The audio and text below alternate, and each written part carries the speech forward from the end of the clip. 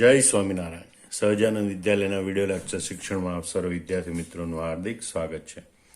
ધોરણ 12 રસાયણ વિજ્ઞાન પ્રકરણ 11 આલ્કોહોલ, ફિનોલ અને ઇથર સંયોજનો. આજના લેક્ચરમાં આપણે ફિનોલ સંયોજનોની બનાવટો વિશે ભણીશું. પહેલાં જોયું ફિનોલને કાર્બોલિક એસિડ કહે છે. ફિનોલ છે ને એમાં COOH સમૂહ નથી, OH સમૂહ છે, છતાં એ નોંધપાત્ર એવો એસિડિક ગુણધર્મ ધરાવે અને એટલે ફિનોલને કાર્બોલિક એસિડ પણ કહે છે. 19મી સદીના પ્રારંભમાં સૌ પ્રથમ તેને કોલ્ટારમાંથી અલગ કરવામાં આવ્યો હતો, એટલે કે કોલ્ટારના વિભાગીય નિસ્યંદનથી એને મેળવવામાં આવ્યો હતો. પણ હાલમાં ફિનોલનું ઔદ્યોગિક ઉત્પાદન જુદી જુદી સંશ્લેષણ પદ્ધતિઓ દ્વારા કરવામાં આવે, એટલે કે સંશ્લેષણ દ્વારા કરવામાં આવે. પ્રયોગશાળામાં કે ઔદ્યોગિક રીતે ફિનોલનું ઉત્પાદન બેન્ઝીન વ્યુત્પન્નોમાંથી કરવામાં, એટલે કે બેન્ઝીનમાંથી જુદા જુદા સંયોજનો મેળવવામાં આવે અને એ સંયોજનોમાંથી ફિનોલનું ઉત્પાદન કરવામાં આવે છે. જેમ કે હેલો એરિન, એમાંથી ફિનોલ બનાવવામાં આવે. હેલો એરિનને બેન્ઝીનમાંથી મેળવેલું હોય ને એમાંથી ફિનોલ બનાવવામાં આવે. બેન્ઝીન સલ્ફોનિક એસિડમાંથી ફિનોલ બનાવવામાં આવે. ડાયઝોનિયમ ક્ષારમાંથી ફિનોલ બનાવવામાં આવે અને ક્યુમિનમાંથી ફિનોલ બનાવવામાં આવે. તો આ જે પહેલી પદ્ધતિ છે ક્લોરોબેન્ઝીનમાંથી ફિનોલ બનાવવાની ડાઉ પદ્ધતિ, એ ફિનોલની બનાવટની ઔદ્યોગિક પદ્ધતિ છે. તેમજ આ ક્યુમિનમાંથી ફિનોલ બનાવવાની પદ્ધતિ એ પણ ઔદ્યોગિક પદ્ધતિ છે. હવે આ બધી પદ્ધતિઓ આપણે વારાફરતી જોઈએ. સૌ પ્રથમ આપણે જોઈએ હેલો એરિનમાંથી ફિનોલની બનાવટ, એટલે અહીંયા આપણે જોઈશું ક્લોરોબેન્ઝીનમાંથી ફિનોલની બનાવટની. આમ તો આ પહેલા વપરાતી ઔદ્યોગિક ઉત્પાદનની પદ્ધતિ છે, બરોબર. ક્લોરોબેન્ઝીનમાંથી ફિનોલની બનાવટની પદ્ધતિ જે ડાવ પદ્ધતિ તરીકે ઓળખાય. સૌથી પહેલા આપણે એનું સમીકરણ યાદ રાખી લઈશું અને પછી એની ઉપરથી એનું વર્ણન યાદ રાખીશું. તો ક્લોરોબેન્ઝીન,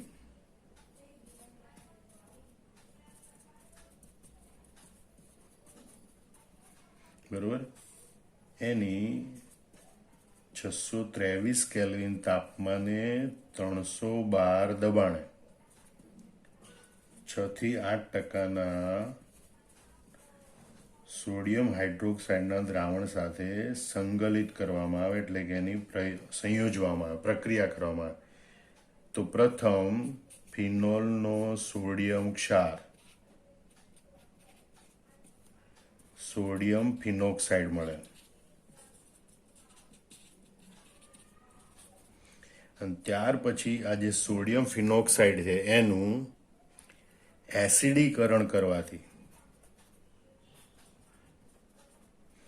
એટલે કે HCl કે બીજા કોઈ એસિડ સાથે પ્રક્રિયા કરવાથી, તો આ Cl છે એને સાથે ક્ષાર બનાવે, NaCl તરીકે દૂર થાય અને H ઓક્સિજન સાથે જોડાય અને એ રીતે આપણને ફિનોલ પ્રાપ્ત થાય છે, બરોબર. ફરતી જોઈ લો, ક્લોરોબેન્ઝીનની 623 કેલ્વિન તાપમાને અને 312 દબાણે 6 થી 8% સોડિયમ હાઇડ્રોક્સાઇડના દ્રાવણ સાથે પ્રક્રિયા કરવાથી પ્રથમ સોડિયમ ફિનોક્સાઇડ ક્ષાર મળે છે, બરોબર. અહીં પ્રક્રિયામાં 2NH લખ્યું છે, -NaCl -H2O લખવાનું, જેથી સમીકરણ સંતુલિત થાય. હવે જે આ સોડિયમ ફિનોક્સાઇડ છે એનું એસિડીકરણ કરવામાં આવે, એટલે કે એસિડ સાથે પ્રક્રિયા કરવામાં આવે, બરોબર. તો આ Na+ છે એ આ એસિડ સાથેનો ક્ષાર બનાવે અને H છે O સાથે જોડાય અને એ રીતે આપણને ફિનોલ પ્રાપ્ત થાય છે. આમ આ પ્રક્રિયાનું વર્ણન આપણે આ પ્રમાણે લખી શકીએ. જો સમીકરણ આવી રીતે યાદ રાખી લીધું હોય તો કે ભાઈ ક્લોરોબેન્ઝીનની 623 કેલ્વિન તાપમાન અને 312 દબાણે 6 થી 8% સોડિયમ હાઇડ્રોક્સાઇડના દ્રાવણ સાથે પ્રક્રિયા કરતા તો સંકલિત કરતા પ્રથમ સોડિયમ ફિનોક્સાઇડ ક્ષાર બને છે. આ સોડિયમ ફિનોક્સાઇડ ક્ષાર છે એના એસિડીકરણથી આપણને ફિનોલ પ્રાપ્ત થાય. આટલું આપણા પાઠ્યપુસ્તકમાં લખેલું છે. પણ જૂના પાઠ્યપુસ્તક પ્રમાણે આ પ્રક્રિયામાં એક મુશ્કેલી દર્શાવવામાં આવી હતી અને નિવારણ દર્શાવવામાં આવ્યું કે આ પ્રક્રિયામાં જ્યારે પ્રથમ સોડિયમ ફિનોક્સાઇડ ક્ષાર બને એ આ ક્લોરોબેન્ઝીન સાથે પ્રક્રિયા કરે, બરોબર, અને ડાયફિનાઇલ ઇથર બને. અને આ પ્રક્રિયા છે એ પ્રતિવર્તી પ્રક્રિયા હોય, પણ પણ આ ડાયફિનાઇલ ઇથર જે બને એના કારણે મુખ્ય નિપજ ફિનોલનું ઉત્પાદન ઘટે. તો આ સમસ્યા નિવારવા માટે આ જે ડાયફિનાઇલ ઇથર છે એની પ્રક્રિયા મિશ્રણમાં પહેલેથી જ ઉમેરી દેવામાં આવે, બરોબર, જેથી લસેટના સિદ્ધાંત પ્રમાણે આ પ્રતિગામી પ્રક્રિયા થાય અને આ ક્લોરોબેન્ઝીન અને સોડિયમ ફિનોક્સાઇડ નિપજ મિશ્રણમાં જળવાઈ રહે અને ફિનોલનું જરૂરી ઉત્પાદન આપણે મેળવી શકીએ છીએ. પણ આ વધારાનું છે, આપણા પાઠ્યપુસ્તકમાં હાલમાં નથી. બીજી પ્રક્રિયા જોઈએ આપણે, બેન્ઝીન સલ્ફોનિક એસિડમાંથી ફિનોલનું ઉત્પાદન, બરોબર. તો બેન્ઝીન સલ્ફોનિક એસિડ SO3H, આને આપણે કહીશું બેન્ઝીન સલ્ફોનિક એસિડ. તો પહેલા તો બેન્ઝીન સલ્ફોનિક એસિડ બને છે એમાંથી, તો કે બેન્ઝીનની ઓલિયમ સાથેની પ્રક્રિયાથી, બેન્ઝીનની ઓલિયમ સાથેની પ્રક્રિયાથી બેન્ઝીન સલ્ફોનિક એસિડ બને. એની સોડિયમ હાઇડ્રોક્સાઇડ સાથે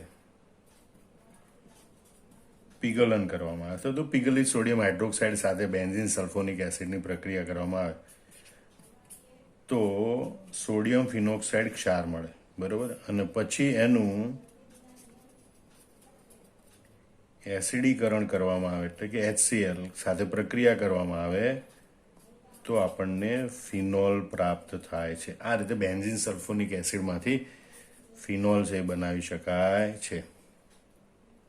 અહીંયા જો સંતુલિત સમીકરણ લખવું હોય તો 2NH લખી -Na2SO3 H2O દર્શાવવામાં આવે છે, બરોબર, આ પિગલન પ્રક્રિયામાંથી. એટલે આપણને સોડિયમ ફિનોક્સાઇડ મળે.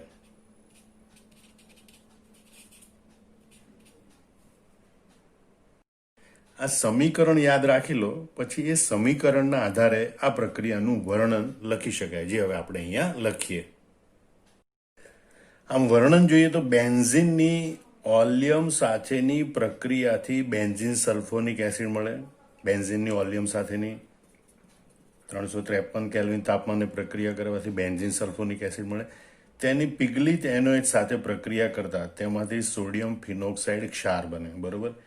2 મોલ NOH સાથે પ્રક્રિયા થાય એટલે સોડિયમ ફિનોક્સાઇડ ક્ષાર બને છે.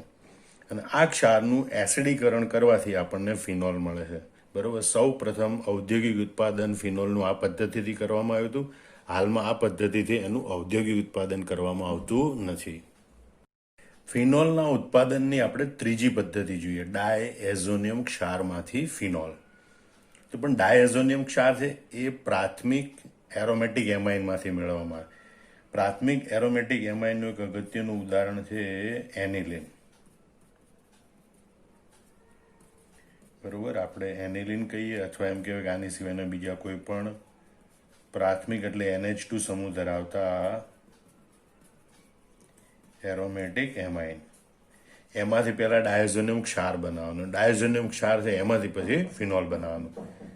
તો જે આ પ્રાથમિક એરોમેટિક એમાઇન છે એની 273 કેલ્વિનથી 278 કેલ્વિન તાપમાને નાઇટ્રસ એસિડ HNO2 સાથેની પ્રક્રિયા કરવામાં આવે, બરોબર. તો બેન્ઝીન ડાયઝોનિયમ ક્લોરાઇડ ક્ષાર મળે છે, N2+Cl-, અને કહેવાય બેન્ઝીન ડાયએઝોનિયમ ક્લોરાઇડ ક્ષાર, બરોબર.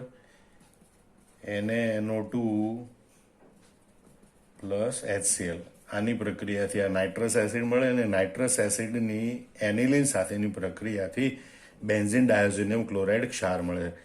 આ બેન્ઝીન ડાયઝોનિયમ ક્લોરાઇડ ક્ષાર છે એને પાણી સાથે અથવા તો મંદ એસિડ સાથે ગરમ કરવામાં આવે તો ફિનોલ મળે છે.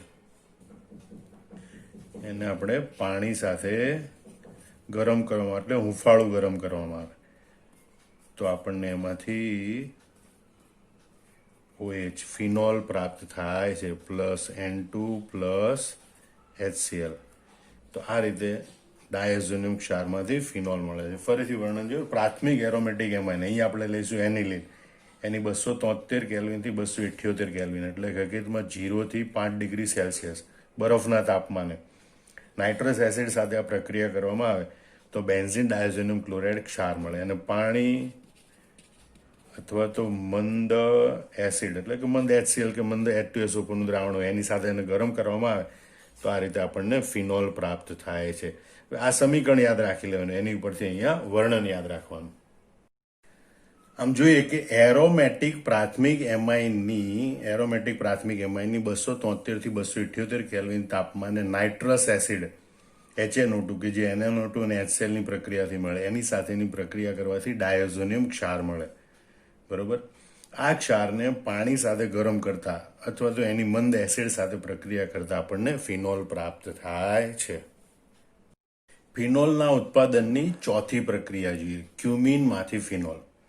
વિશ્વમાં મોટા ભાગના ફિનોલનું ઉત્પાદન આ ક્યુમિનમાંથી કરવામાં આવે, એટલે કે ક્યુમિન પદ્ધતિથી કરવામાં આવે. તો આ ક્યુમિન એ શું છે? તો ક્યુમિન એટલે આઇસોપ્રોપાઇલ બેન્ઝીન. ક્યુમિન એટલે આઇસોપ્રોપાઇલ બેન્ઝીન. બરોબર, એટલે કે બેન્ઝીન સાથે આઇસોપ્રોપાઇલ સમૂહ CH3CA3. આપણે જે રીતે પ્રક્રિયા લખવાની છે એના માટે આપણે આવી રીતે દર્શાવે, CA3 બાજુમાં પણ દર્શાવી શકાય. તો હવે સમીકરણ યાદ રાખેલી, એની પછી વર્ણન યાદ રાખીશું. ભાઈ ક્યુમિન છે એની હવામાંના ઓક્સિજન વડે ઓક્સિડેશન પ્રક્રિયા કરવામાં આવે. બરોબર, તો ક્યુમિન હાઇડ્રોપેરોક્સાઇડ બને. મતલબ કે આ C અને H એની વચ્ચે બંને ઓક્સિજન પરમાણુ ગોઠવાય છે અને એટલે આપણને મળે cumene hydroperoxide. C bond O bond H CH3CH3. બરોબર, આને કહેવાય ક્યુમિન હાઇડ્રોપેરોક્સાઇડ. એટલે પહેલો તબક્કો તમે સમજી ગયા કે ભાઈ ક્યુમિન છે એટલે કે આઇસોપ્રોપાઇલ બેન્ઝીન છે, એને હવામાંના ઓક્સિજન સાથે ઓક્સિડેશન પ્રક્રિયા કરવામાં આવે તો ક્યુમિન હાઇડ્રોપેરોક્સાઇડ મળે છે. તેની મંદ એસિડ સાથે, એટલે મંદ સલ્ફ્યુરિક એસિડ હોય, મંદ HCl હોય, એની સાથે પ્રક્રિયા કરતા, બરોબર, એ ફિનોલ અને એસિટોન CH3COCH3 ફિનોલ પણ મળે છે અને બીજી અગત્યની નિપજ એસિટોન મળે. એટલે કે આ જે ક્યુમિન હાઇડ્રોપેરોક્સાઇડ છે એની મંદ એસિડ સાથે પ્રક્રિયા કરવામાં આવે તો તે ફિનોલ અને એસિટોન એમાં રૂપાંતર પામે છે. આ પ્રક્રિયાનો ફાયદો એ છે કે આ પ્રક્રિયામાં ફિનોલ તો મળે જ, ઉપરાંત ઉપનિપજ તરીકે ખૂબ જ ઉપયોગી એવો એસિટોન પણ પ્રાપ્ત થાય છે. અને એટલે જ હાલમાં ઔદ્યોગિક ઉત્પાદન તરીકે ફિનોલનું ઔદ્યોગિક ઉત્પાદન કરવા માટે આ પદ્ધતિનો ઉપયોગ કરવામાં આવે છે. હવે આપણે પહેલા જોયું કે આ ક્યુમિન છે એ બેન્ઝીનમાંથી કેવી રીતે મેળવી શકાય.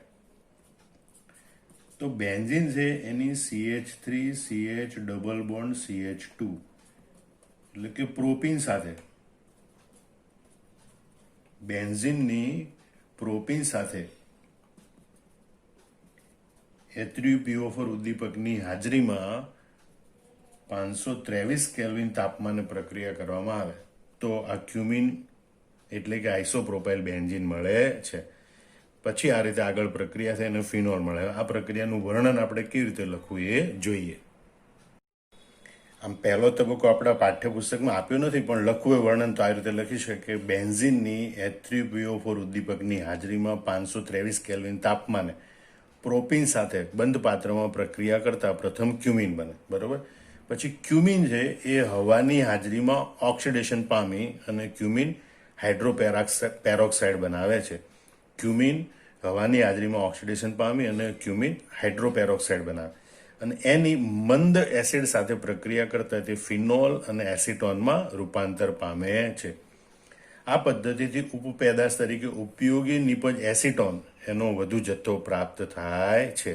બરોબર, આમ આ ચારે ફિનોલના ઉત્પાદનની પદ્ધતિ બરોબર સમીકરણો પહેલા મોઢે કરી નાખવાના, સમીકરણ ઉપરથી વર્ણન બરોબર મોઢે કરી નાખવાનું. બરોબર, અને એ રીતે મોઢે કરીને પછી નોટબુકમાં ચારે પદ્ધતિ જાતે લખી નાખવાની. જય સ્વામિનારાયણ.